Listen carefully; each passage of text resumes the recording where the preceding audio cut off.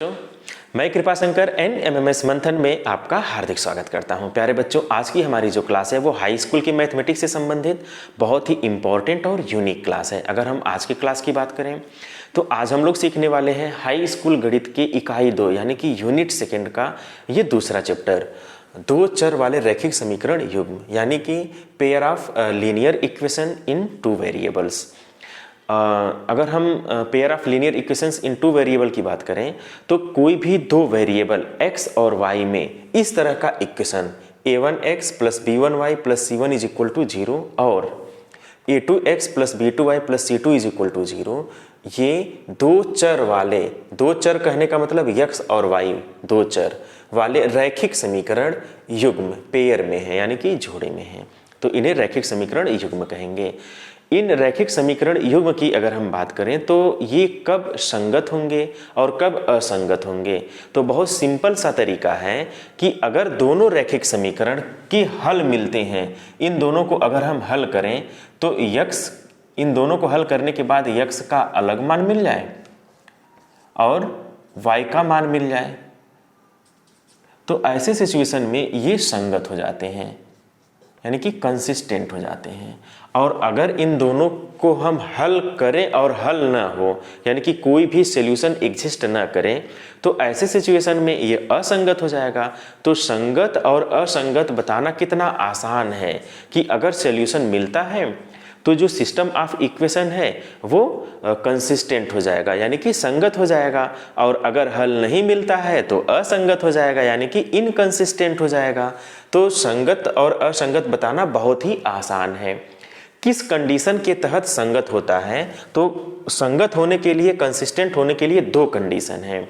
अगर यक्स के जो कोफिशिएंट हैं, जो यक्स के गुणांक हैं जैसे a1 और a2, और y के जो गुणांक हैं और उनका जो रेशियो है, इन दोनों का रेशियो, y के गुणांक का रेशियो और x के गुणांक का, इनका जो रेशियो है अगर वो जीरो के अगर वो इक्वल नहीं आता है यानी कि नॉट इक्वल आता है तो ऐसे सिचुएशन में एक और केवल एक ही सॉल्यूशन मिलेंगे। जैसे अगर a1 बटे a2 not equal to b1 बटे b2, ये सिचुएशन आ जाए यानी कि x के कोफिशिएंट का रेशियो और y के कोफिशिएंट का रेशियो इक्वल न हो, तो क्या होगा, ऐसे सिचुएशन में जो सिस्टम ऑफ इक्वेशंस हैं ये कंसिस्टेंट होंगे और एक ही सॉल्यूशन मिलेगा, अद्वितीय हल मिलेगा। इस कंडीशन में क्या होगा, अद्वितीय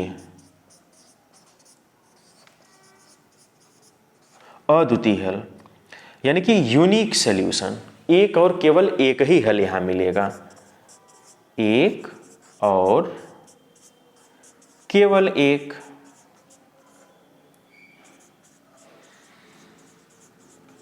देखिए कितना आसान है कि अगर x के गुणांक का अनुपात और y के गुणांक का अनुपात बराबर नहीं होता है तो ऐसे सिचुएशन में सिर्फ एक हल मिलेगा, जैसे x का मान अल्फा और y का मान बीटा मिल जाएगा।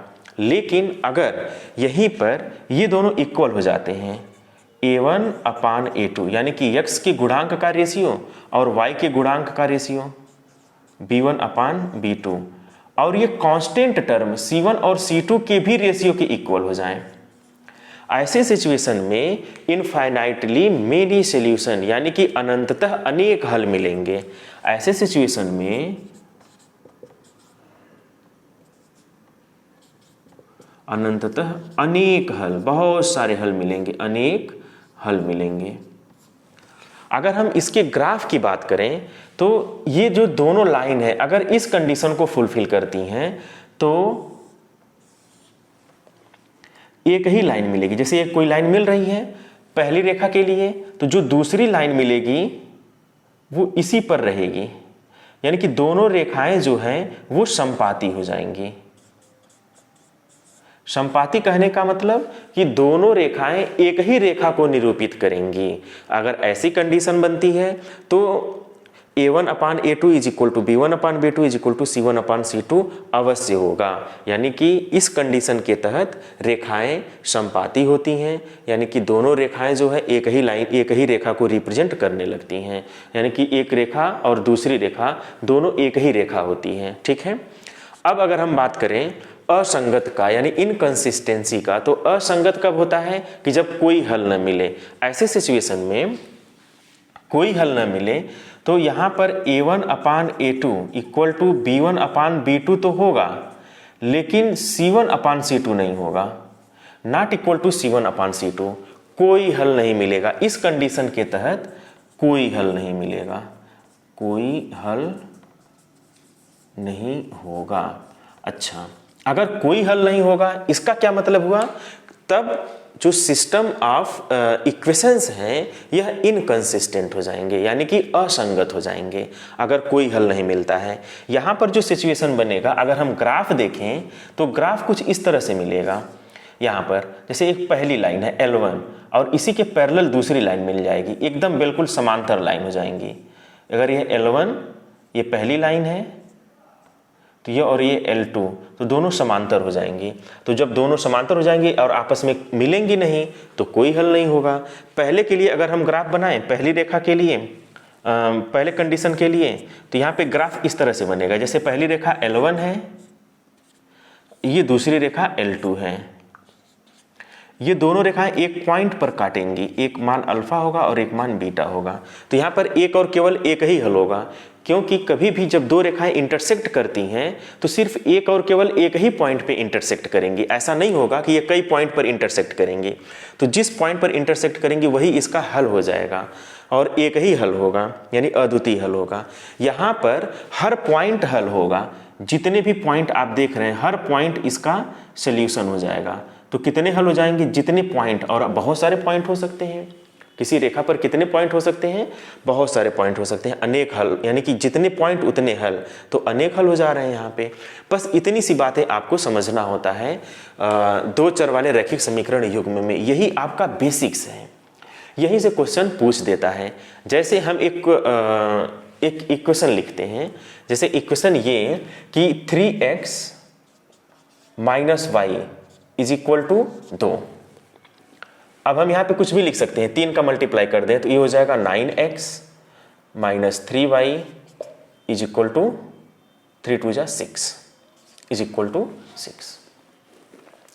अब इन दोनों इक्वेशन को खूब ध्यान से देखें, इसे इक्वेशन नंबर फर्स्ट और इसे इक्वेशन नंबर सेकेंड मान लेते हैं। यहाँ पर जो a1 है वो 3 है और जो a2 है वो 9 है। तो यहाँ पे सबसे पहले हम लोग निकाल लें a1 a2।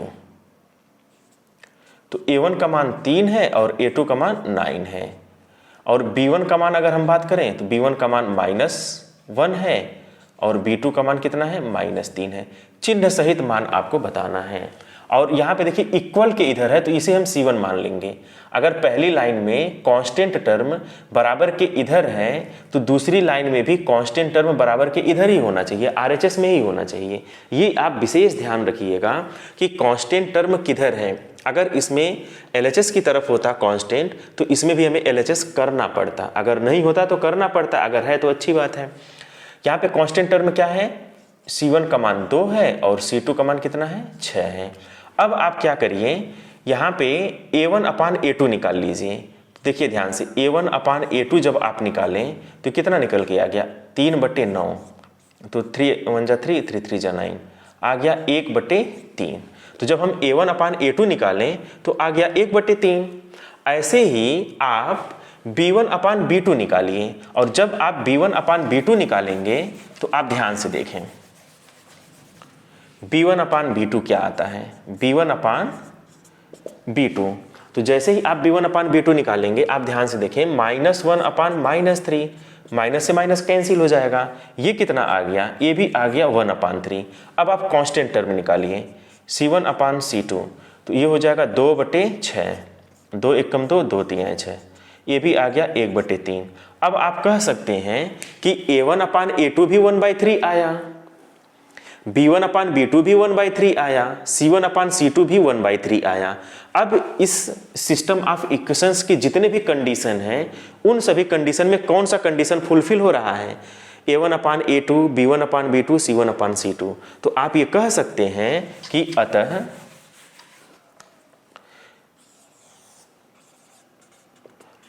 a1/a2 is equal to b1/b2 is equal to C1/C2। ऐसा कंडीशन बन गया, इसलिए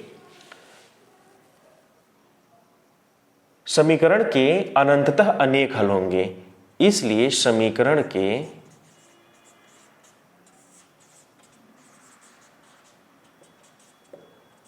अनंततः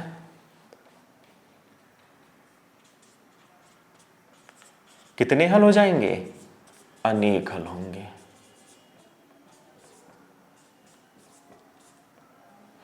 अनंततः अनेक हल होंगे। तो देखिए कितना आसान है। सबसे पहला काम हम लोगों ने क्या किया? A1 B1 C1 A2 B2 C2 एकदम क्लियर आप निकाल लीजिए, चिन्ह सहित रखना है मान, ठीक। फिर A1/A2 चेक कर लीजिए, B1/B2 चेक कर लीजिए, C1/C2 चेक कर लीजिए।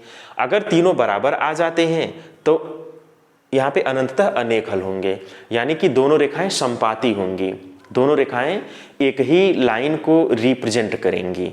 बस इसमें और कुछ आपको नहीं करना है, इतनी सी बात लिख देना है। अतः रेखाएं क्या हो जाएंगी? अतः समीकरण जो है समीकरण के अनेक हल हो जाएंगे। इस बात को आपको मेंशन कर देना है।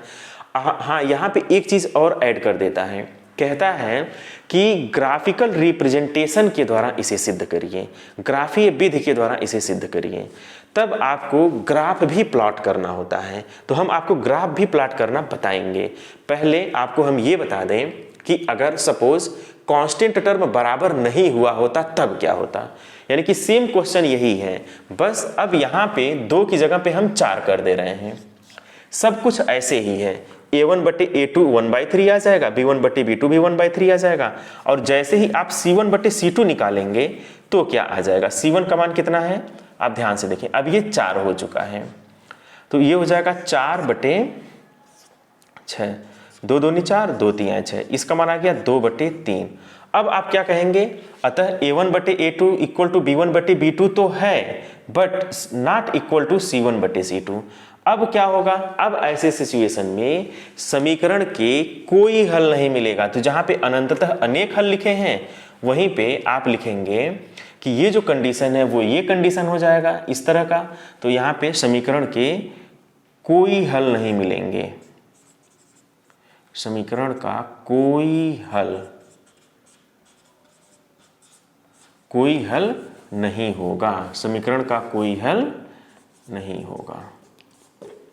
तो ये दोनों कंडीशन हमने आपको बता दिए, और ऐसे इस कंडीशन के तहत रेखा युग्म, इसलिए रेखा युग्म असंगत होगा।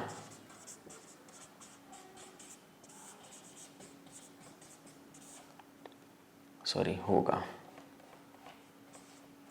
जब कोई हल नहीं मिलेगा तो रेखा युग्म क्या हो जाएगा? असंगत हो जाएगा। कभी कभी आपसे ये भी पूछ देता है कि क्या यह कंसिस्टेंट है कि नहीं है, यानी कि इनकंसिस्टेंट। तो यहाँ पे अगर कोई हल नहीं मिलता है तो जो सिस्टम ऑफ इक्वेशंस हैं वो क्या हो जाएंगे? असंगत हो जाएंगे, यानी कि इनकंसिस्टेंट हो जाएंगे। तो कितना आसान है, कुछ भी पूछे आपसे तुरंत आप क्या करिए, A1/A2 B1/B2 C1/C2 निकाल करके चेक कर लीजिए। अगर यही स्थिति यहाँ पे इसको हम कुछ चेंज कर दें, जैसे 3 की जगह पर अगर हम सपोज 2 कर दिए होते, ठीक, तो ऐसे सिचुएशन में पहला कंडीशन आ जाता तो अद्वितीय हल होते, और ग्राफ बनाते तो इस तरह से आ जाता, एक पॉइंट पर काटता, तो वो पहला केस बन जाता A1/A2 not equal to B1/B2। अगर हम इसकी जगह पे 2 कर दें सपोज, तो ऐसे सिचुएशन में ये 2/9 हो जाएगा। तो जब 2/9 हो जाएगा तो यहाँ पे बाकी सब कुछ ऐसे ही रहेगा। तो आप ये कह सकते हैं कि A1/A2 not equal to B1/B2। अब क्या हो जाएगा? समीकरण का अद्वितीय हल होगा। समीकरण के कितने हल होंगे? समीकरण के अद्वितीय हल होंगे।